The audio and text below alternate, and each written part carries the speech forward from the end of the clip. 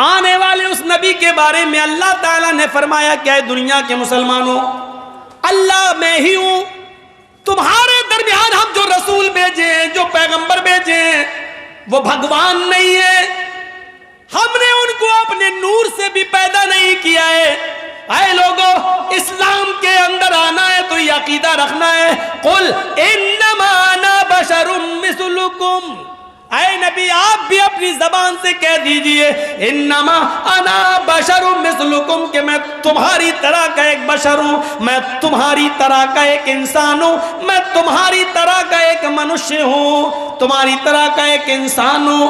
हाँ, मेरा मकाम सबसे बड़ा है, मेरा दर्जा सबसे ऊंचा है, इसलिए कि मेरे पास वही आती है, लेकिन इंसान होने में कोई फर्क नहीं है। दो आंखें तुम्हारी, दो आंखें मेरी, दो कान तुम्हारे, दो कान मेरे, दो हाथ तुम्हारे, दो हाथ मेरे, दो पैर तुम्हारे, दो पैर मेरे।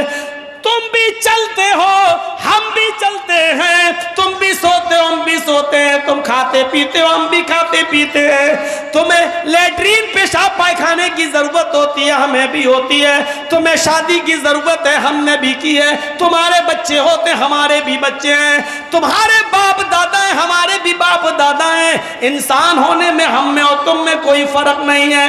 हाँ, फर्क है मकाम और मर्तबे का, फर्क है तो दर्जे का फर्क है। अल्लाह ताला ने इंसानियत में सबसे ऊंचा मकाम मेरा रखा है, सबसे ज्यादा फजीलत मेरी रखी है, इसलिए कि मेरे पास जिब्राइल आते हैं, कुरान लेके आते हैं, अल्लाह की वही आती है, कुरान मेरे ऊपर उतरता है। इस कुरान की बरकत ने हमें तमाम लोगों में सबसे अफजल कर दिया है, लेकिन इंसान होने में कोई फर्क नहीं है।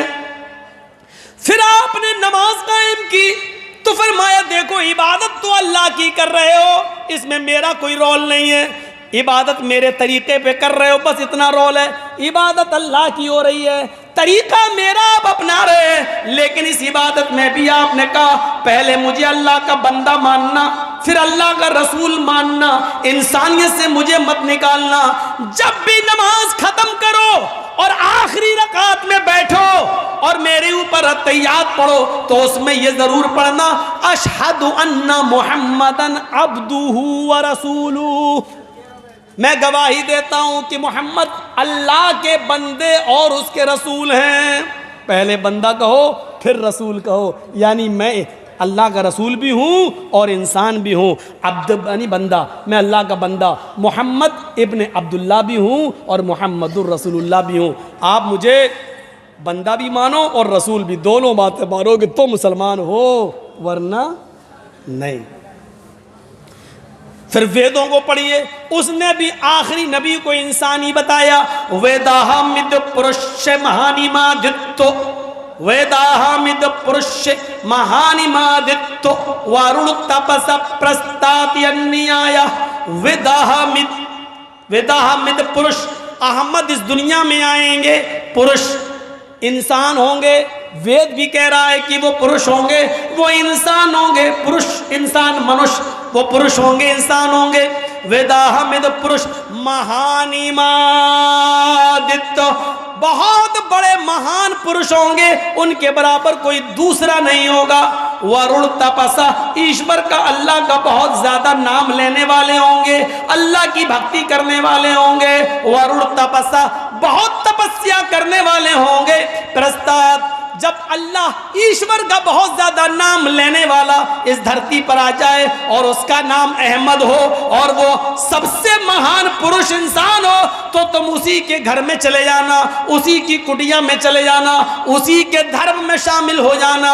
प्रस्ताव, उसी की कुटिया में चले जाना, प्रस्ताव, उसी के नक्शे कदम पे चलना, वो जो कहे उसी की बात मानना, अहमद के रास्ते पे चलना।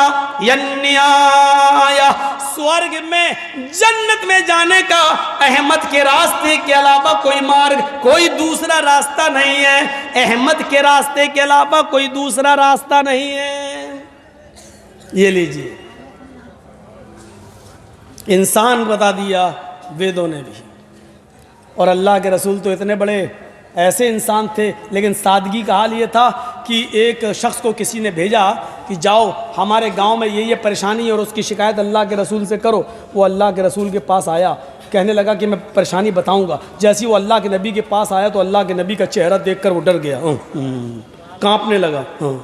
इतना रौब था नबी के चेहरे पर कि अल्लाह के नबी को देखकर वो कांपने लगा, थर्राने लगा और अपनी बात कह ही नहीं पा रहा था। अल्लाह के रसूल उठे, उसके पास गए और कहा कि तुम किस गांव से आए हो? फला गांव से। क्या बात है, तुम कुछ कहना चाहते हो? जी जी जी, कहो, बेफिक्र होके कहो, डरो नहीं। जी वो मेरे गांव में नहीं कह पा रहे। तो अल्लाह के रसूल ने उसका डर निकालने के लिए क्या कहा? डरो नहीं, इन्नी लस्तो भी मलिक। अरे मैं कोई बादशाह थोड़ी हूं, मैं कोई बादशाह थोड़ी हूं जो तुम मुझसे डर रहे हो।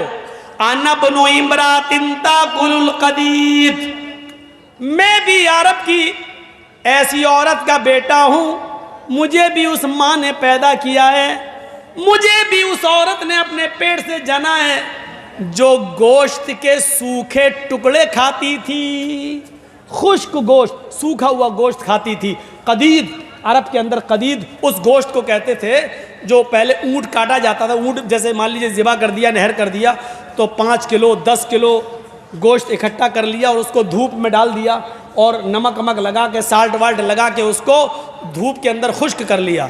फिर उसको रख लिया अपने यहाँ और उसी में से आधा किलो 250 ग्राम पाव भर निकाला, जब ज़रूरत हुई खा लिया और 2 महीने 3 महीने 4 महीने तक अरब के लोग खाते थे। उस गोश्त को कहते हैं कदीद। तो क्या कहा? मैं ऐसी औरत का बेटा हूं जिसको ताज़ा गोश्त भी नहीं मिलता है, जो गोश्त के सूखे टुकड़े खाती थी, खुश्क गोश्त खाती थी। मैं उस माँ का बेटा हूं, मुझे उस औरत ने पैदा किया, क्यों डर रहे हो मुझसे? मैं बादशाह नहीं हूं। अल्लाह के रसूल ने अपने आप को एक माँ का बेटा कहा। ज़रा गौर करो, इंसान, ये दूसरी खूबी है जो किसी और मज़हब के अंदर हमें नहीं मिलती है। किसी ने अपने आप को इंसान नहीं कहा, और कहा है तो उसके मानने वाले उसको इंसान नहीं मानते सिवाय इस्लाम के। तीसरी खूबी क्या है इस्लाम की? तीसरी खूबी यह है कि ये अपने अंदर सबको शामिल करता है, अमीर के लिए भी और गरीब के लिए भी, दोनों। और दूसरे मज़हब को देखिए, उनकी या तो वो अमीरों को फ़ायदा पहुंचाते हैं या गरीब को फ़ायदा पहुंचाते हैं। अब थोड़ी देर और बैठ जाइए बस, उसके बाद आपको भी जाना है, मुझे मालूम है रात के 12 बजे टाइम मिलेगा तो यही हाल होगा। बैठिए, थोड़ी सी और सुन लीजिए। ये आप और सुन लें तो आपको बहुत फ़ायदा होगा कि और मज़ाहिब या तो अमीरों को फ़ायदा पहुंचाते हैं या गरीब को। इस्लाम दोनों के लिए है। आइए पहले मैं ईसाइयत दिखलाता हूँ, फिर हिंदू धर्म दिखलाता हूँ और फिर इस्लाम। ये 3 बड़े बड़े मज़हब से एक तकाबुल करके बताता हूँ आपको। ईसाइयत में क्या लिखा है, बाइबल पढ़िए। ईसा अलैहिस्सलाम का एक बहुत गहरा दोस्त था जिसका नाम था पितरस। गौर से सुनना।